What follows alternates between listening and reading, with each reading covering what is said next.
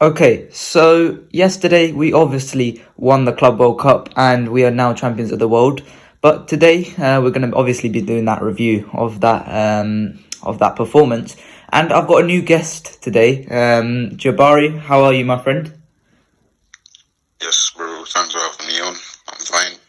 To be here and talking about the world champions.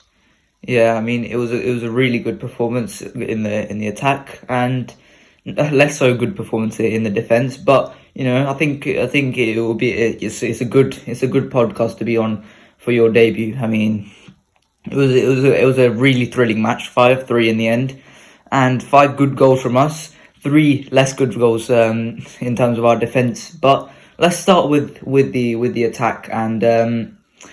It was a good performance from the attackers overall. I thought the let's talk about Vinicius Junior on the left. He was magnificent in this match. He was still getting that treatment where he was getting roughed by the right back, but ultimately I think he coped with it very well. And I thought something different in his performance, in his positioning was really beneficial, which was the fact that he was playing closer to the striker rather than close to the sideline.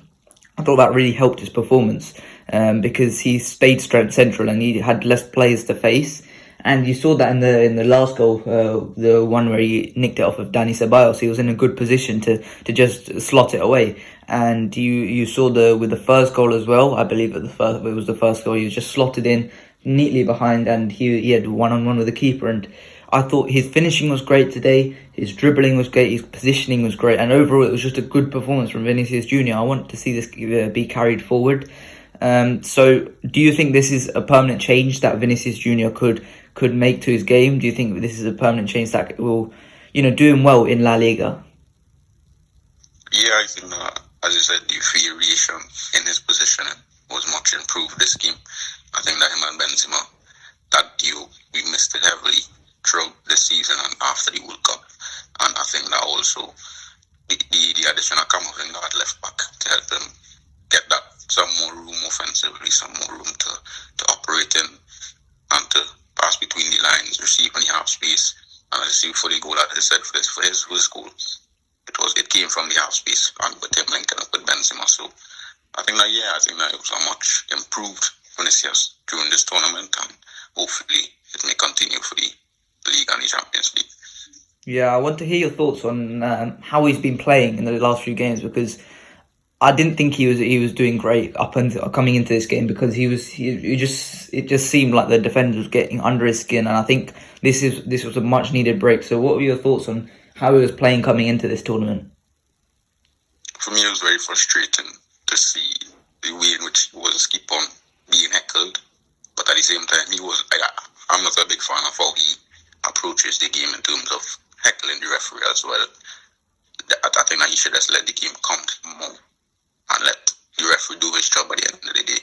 And if he keeps getting fouls, by all means, test the referee. But I think that mentally it was a distraction for him as well to go through all the heckling. But at the same time, listen, I wasn't necessarily impressed with him of recently in terms of the games that he played in, especially against Mallorca, where the issue that he had with the right back. But listen, it was an improved performance from him during the tournament. Yeah, I was really happy with him. Let's move on to some of the midfielders. I thought Modric, since the World Cup, I think Modric has been kind of poor. I think his head is still stuck in Qatar, kind of, and I think these two performances they've not been back to his normal levels, but I think they've been better. Better from Modric, and same with Cruz and Tchouaméni. Tchouaméni less so because he's obviously been injured, but Cruz I thought was also a bit poor coming from the World Cup. He's really much improved in these two games, Toni Kroos. And I think the understanding between Toni Kroos and Modric should be really, really good. And, not just with them two, but Camavinga coming inside from the left-back position, he's really helped that midfield, just, playing 1-2s, dragging the defenders and midfielders all around the place. Tchouaméni's verticality, I think, has been really, really good since he's come back. I think he's really slotted in nicely in this team. Valverde's coming back from the right wing, and over these last few games, Valverde's been a bit poor, but in the Club World Cup so far, he's been really, really good, and he's come back. He's really helped that midfield, and ultimately, it was creating overloads in that midfield. Al Hilal couldn't cope, and that makes sense. Al Hilal aren't exactly Real Madrid standards, are they? So you should expect Real Madrid to be able to sort Al Hilal out like that in the midfield. But I think these three, plus Camavinga coming inside, plus the Fede coming inside, I think it really helped us. I think it really, really helped us, and I think coming into the next few games where we're playing Elche, and Liverpool in the two big UCL matches, this is going to be so huge for us. It's going to be so huge to have these midfielders. And Dani Ceballos, when he came on, he was really, really good as well. He was just getting involved in play and really just imposing himself in the opposition. Gave that assist to Vinicius Junior, where Vinicius nicked the ball off of him, and it was just, I think, having these options before the Liverpool game is going to be so huge for us. So what are your thoughts on the midfielders' performances, as well as Camavinga coming inside, Fede coming inside? Yeah, I think that the problem that we were having, in my opinion, it wasn't a matter of quality, because Real Madrid always have quality in their players, but it was attitude as well. And I think that attitude coming into this game and the semi-final, it was superb, because we took care of people well. In and out of possession, we were compact. The counter press was good. The pressing was effective. Something that I wasn't particularly impressed with in the Mallorca game and the game before, with our pressing, and it was impressed with intensity and with quality as well. The pressing scheme was good. Camavinga, for me, one of my favorite players in this team, and he's a huge addition to the side, and hopefully will continue through the Champions League. Yeah, and in terms of the Champions League matches, who do you think Carlo should play in those two UCL matches against Liverpool? Because Liverpool's midfield are struggling right now, and they are really, really poor. And you look at our midfielders. Our midfielders are on top form. You look at Kroos, who's practically undroppable this season. He's been excellent. Tchouameni, he's been absolutely pivotal to the way we play.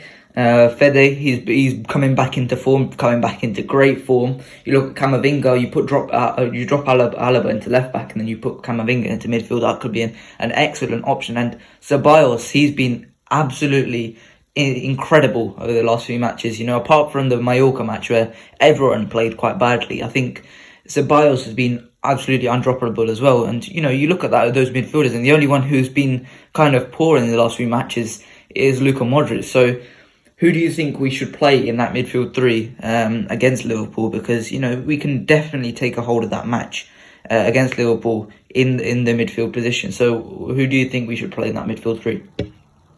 I just wanted to comment on this Ceballos commenting as Mallorca. Even though he wasn't at his best, I still think that he was arguably our best player in our match against Mallorca, because most of our dangerous chances came from his penetrating passes between the lines. And I remember one in particular to Vinny in the second half, where Vinny took it in the half space again and tried to score, but he missed. But I still think that Ceballos was quality against Mallorca. Maybe not to his best, but he was still good.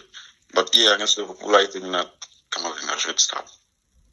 Maybe Caloncho, he would not do it, but I think that he should start. Whether it be in the central defensive midfield with Tchouameni in a double pivot, or put it up as a number 8 alongside either Kroos or Modric. But I think that Camavinga should be starting. His energy will be able to Liverpool, if they do decide to press, which they haven't been doing much this season, but his energy would be useful in our game to counter their press.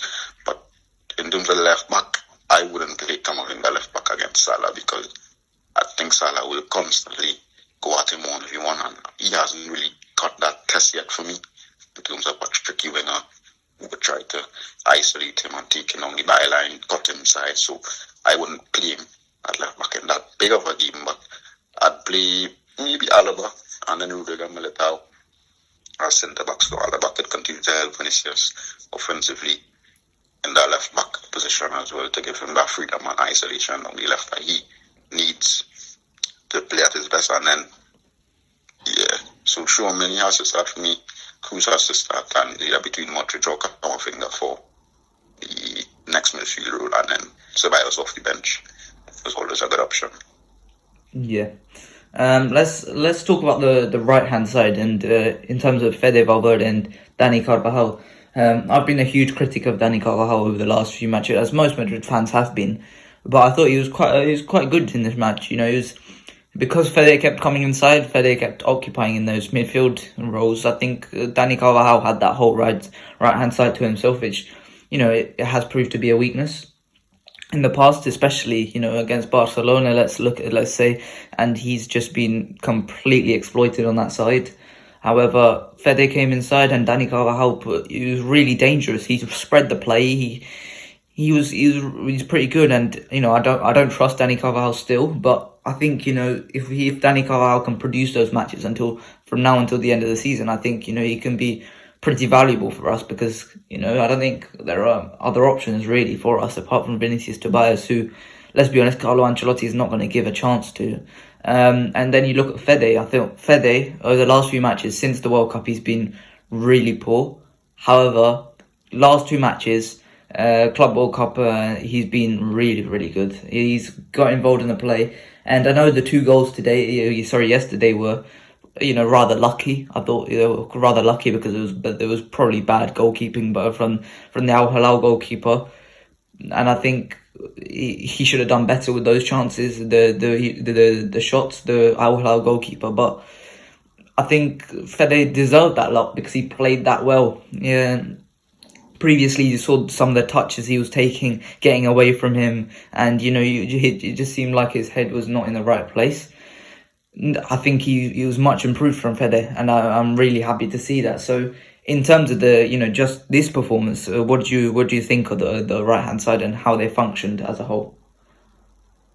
Yeah, I saw that Carvajal, he was getting plenty glory on the right hand side in the first half, especially where we would have been playing on the left hand side with Cruz, with Vinicius, and they would have been passing about each other, and then a big switch would have come from either Cruz or Modric or when I come to Carvajal, and he would have always been in the because of space to be across it, you know, take it to the byline and pass it back. But I think that he was good. I was impressed with him throughout this tournament. Granted the opposition, granted the circumstances, and it being finals, and him always seeming to perform for finals, but at the same time, he still have to beat what in front of you, and he did well. I think Carvajal, I was impressed by Carvajal, but I still don't trust him. Similar to you, I still think that we need an upgrade on him, but if he could keep this up front till the transfer window comes, I'll be pleased with that, and he's always useful for us when he's good, but when he's bad, he's just that. He's very bad, but I know it's good from Carvajal and Fede. For me, I don't know why fans were still in on Fede. Fans were just giving up on him already after a bad run of form, and obviously the World Cup impacted him going out in the group stages, and always rooting him with his partner and stuff, which was clarified yesterday by her. But I'm happy that Fede is back firing, especially with goals, and his overall performances have been improved from the last weeks as well. So this tournament, for me, for Fede and Carvajal, if they can take their form from this tournament into the every season, it will be ideal for us because both of them are huge players for us, as we know. Yeah, and in terms of the Liverpool match, who do you start on the right wing? Would you start Rodrigo Valverde? Because Rodrigo, against Al Ahly, he was really good as well. So who would you start on the right wing?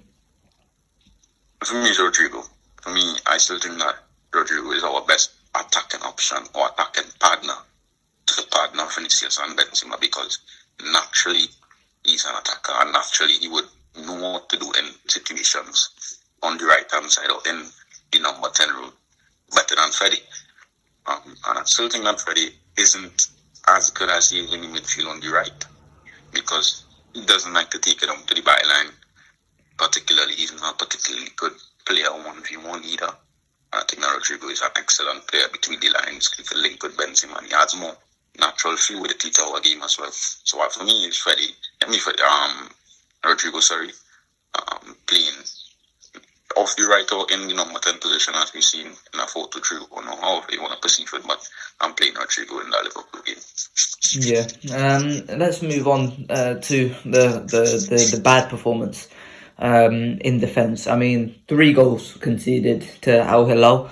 I mean, it was three okay goals. I think the first one from Marega, I think Lunin should have done much better on that. It was a really easy chance for Marega, and he messed it up, to be honest, and he hit it straight at Lunin, but Lunin still didn't save it, which I think he should have. Then the other two were just a couple of easy passes, and they're through in behind. That it was that simple. And Luciano Vieto, former Atleti and Villarreal player, scored 2 goals off of that. And Marega could have had a second one as well late on in the match when Vallejo made a mistake, and it was just an open goal for Marega, and he scuffed it out wide. And I think it was so easy for them to get in behind. It was 1-2 passes, and they're in behind, and it was that easy because I think what was happening was, when one player had the ball in midfield in a potential counter-attacking position, you looked at them and you would say, oh, all the rounded players would go towards them. However, the midfield players and the fullback players, we don't have the quickest players. We have the older players, so they wouldn't get out to those players quick enough. And by the time they had already passed it, all those midfielders have been drawn out of the way, out of position, and suddenly you're looking at a counter-attack situation where you're saying it's 3-on-2. Vieto, Marega, Dosari against Rudiger and Alaba, and those two were just they were put to the sword because they had nothing. They had nothing to defend with. They were just really exposed in this match, and I think if we defend like that against Bayern Munich or Manchester City, let's say, they're gonna stick 6 or 7 against us because it was that poor defensively. I thought those two. It wasn't Rudiger and Alaba's fault as such. I thought their positioning could have been much better, but in terms of actual in the midfield, the pressing wasn't organised. The fullbacks were getting up higher, but they weren't getting back. And it was really disorganised defensively. I think it's been the story of our season, to be totally honest. So, first of all, what do you think went wrong with our defence in this game, and how do we fix it? I think that was the structure, as you said as well. Our defensive structure since the World Cup break has been poor. When we commit bodies forward, I mean, part of it could be complacency as well because we need 2-0 first 20-25 minutes. The players get forward, they want to finish the game in the first half, and a bad with bodies committed for always great danger, leave in a 3-2 situation or 3-1 situation or 1v1 situation where going Marega and Rudiger. But the thing I think Rudiger didn't help the team as well, because for the 2 goals he kept their player onside. The first one was Marega. He didn't step up with Alaba and he kept them onside, and then I think that he still could have tackled, slid in, to even attempt to block the shot from the first goal. And then I think it was the second goal as well, he kept them onside, and I think Rudiger just had a poor game defensively. Only ball he was good, but defensively for me it was poor for him. Which for me is a shock because he was better since the Super Cup final. I think that he improved drastically from that performance gradually as well, but he still improved. And I think that Rudiger didn't help the team. And how can we fix the defensive structure? I think we need to be more alert and more careful in possession, because coming down to the end of the second half, we were lackluster in possession. Camavinga had a few sloppy giveaways unnecessarily as well. Schumann wasn't his best with the ball at his feet, in my opinion, this game, and his positioning was poor. So it's just a matter of playing the game, being composed on the ball, and not being complacent when we do have a lead. Everybody get back into their positions and keep the structure solid. And so that's how I think we could fix this problem, the defensive structure that we have. Yeah, and I would put it down to complacency, like you said, but it's been the topic of the season, that we can't keep clean sheets for our life. It's been constantly the same thing over and over again, week in, week out. A couple of players counter-attack and suddenly we concede a goal, and that's why I have to put it down to defensive structure. We'll see. We'll see against Elche. We shouldn't be conceding against Elche, to be totally honest, because Elche have been probably, I think it's a record where they've been one of the worst La Liga sides ever. And they're on track to be the worst La Liga side ever. So we shouldn't be conceding those type of goals to Elche, but we'll see. I think I'll take more from this defensive structure problems if we concede goal like that against Elche, because then suddenly you say you transfer these attackers Marega, Vieto, and Dawsari, and you change it to Salah, Nunez, and Cody Gakpo, and you're suddenly facing a lot of problems. It's something which is kind of worrying. It is worrying. Going into a Liverpool match, obviously, I don't think we should have problems against Liverpool, but let's see. We'll see against Elche whether these problems were just due to complacency, because we shouldn't be conceding 3 to Al Hilal in any circumstance. I mean, let's talk about Andre Lunin as well, because I like Andre Lunin. I think he's a good goalkeeper, but that was a poor performance. It was a really poor performance from Andre Lunin. I think he could have done better on 2 of the 3 goals. The first one especially, Marega should have easily just blasted that home, but he just, kind of hit it straight at Lunin, and Lunin let it in. He should have done better there. And I don't know what the future is for Andre Lunin, because at this rate, I don't think Ancelotti will trust him, even with Copa del Rey games, to be totally honest. I think from this point on, I think Andre Lunin has to find a new club. I think for his own benefit, I have no problems having him as a backup goalkeeper, but for his own benefit, I think he has to go to a club. I thought there was news that Ajax wanted him in January. That would have been perfect for the guy, but he chose to stay at Real Madrid, which I thought was a bad decision by him. And I just don't see him making it. And for as long as Courtois is here, how old is Courtois? 28, 29? Yeah, around that age, yes. I reckon he could stay 6 more years at least. And that's 6 years of Lunin not playing. Lunin playing as a backup. I think he's better than that. I think Lunin can go somewhere else, be the starter goalkeeper, and eventually make it at Real Madrid. But right now, he's not going to get those opportunities which he needs for his benefit. So, what are your thoughts on Lunin's future at the club? Yeah, I think I'm selfishly speaking, I would love Lunin to stay, because he's a fantastic option as a backup keeper. I think he's one of the best backups in the world, in my opinion.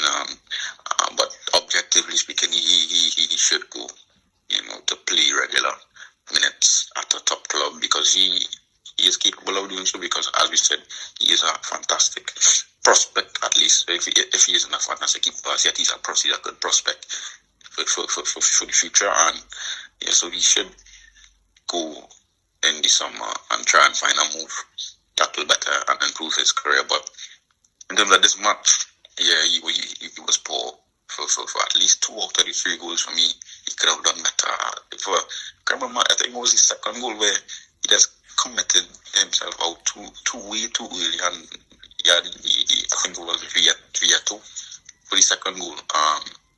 He had acres of time and space to just chip him, and he couldn't do anything about it, because he was too committed out of his goal. And for the Marega goal, it came straight at him and just went under him. Maybe it was unlucky, because probably could have got done faster, but should have done better. They're playing for Real Madrid, and you need to do better to save those opportunities. But listen, he was good in the semi-final, but the final, it was one. To play devil's advocate, maybe it was a matter of the occasion being his first final. Maybe, I don't know, I'm just trying to make an excuse for him, but ultimately it was poor still. It was very poor from him. Yeah, and I hope he improves, because he's going to get some more minutes, I think, from now until the end of the season, but I don't think they're going to be significant minutes anymore. For as long as Thibaut Courtois is fit, I don't think he's going to get significant minutes. Let's move on to Karim Benzema.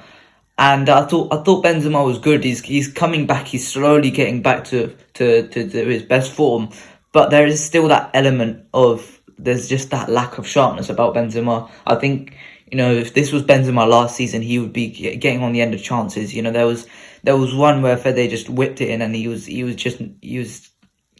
should have scored that, really. I mean, it was like there's a lack of sharpness. He got his goal. It was a really fantastic Trivela pass from Vinicius, which I really enjoyed, and Benzema just tapped it in. It was easy enough for him, and it's good to see him back amongst the goals because there is a Pichichi race on. Considering he was out for the best part of the first half of the season, he's only five, I think, behind Lewandowski, which is pretty good, to be totally honest. So I think he can catch up to Lewandowski, to be totally honest. I think he can make up 5 goals from now until the end of the season. But he has to be back to full sharpness. I don't know how he's going to get that sharpness. He only played 60 minutes today. He was subbed off eventually for Rodrigo. But I think he was getting back to his form. So what do you expect from Benzema in the next few games to get back to that fitness? Because against Liverpool, he's going to be so important. Yeah, and as you said, it's not even a matter of him in terms of his overall performance, but particularly his finishing over the back. Well, when he was available after the World Cup, it wasn't the best. But I think that it was a much improved performance from Benzema. And him and Vinny as well, that combination, which we saw last season. I think now we need them back on firing because they give us a different dynamic. And for me, on their day, they are the best duo in world football. Undoubtedly, as we saw last season. But on the day, maybe you could talk about PSG's trio, and there's 2 out of their 3 combining. But for me, in my opinion anyway, Vinny and Benzema, that understanding that they have between each other, they could hurt any team on their day. But going into the Liverpool game and the rest of the season, I need Benzema to stay fit primarily.